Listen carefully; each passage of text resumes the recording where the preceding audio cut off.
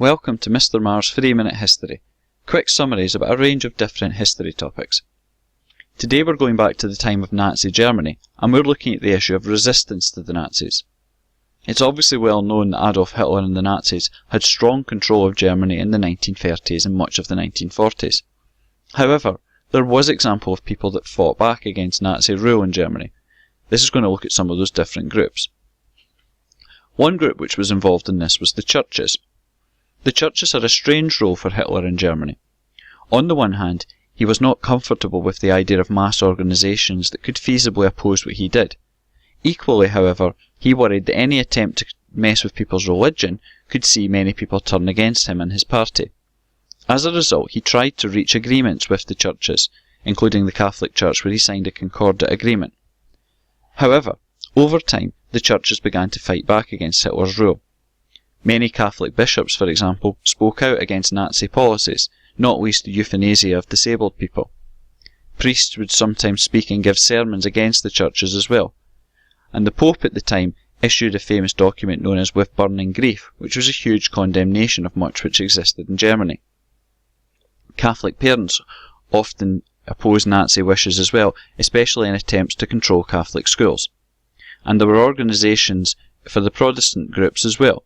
This included the Confessing Church, which was set up in order to oppose Hitler's attempts to control Protestants in Germany.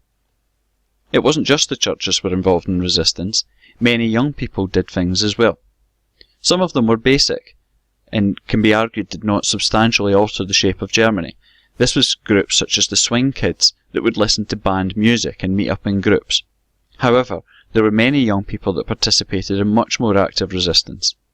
The Edelweiss Pirates were a group that often attacked members of the Nazi youth and tried to help people such as Jews or soldiers escape from Hitler's control. And very famously, during World War II, the White Rose Group was set up and protested against Nazi rule at universities.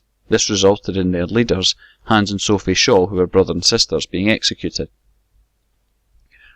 Resistance often came from communists and socialists as well. Many workers would participate in activities designed to undermine Nazi rule. This included go-slows at work or even taking part in strikes, and some were even involved in sabotage of factory equipment. There were also attempts to kill Hitler, most famously George Elser's attempts in 1939, where he tried to blow up Hitler but ultimately failed to do so.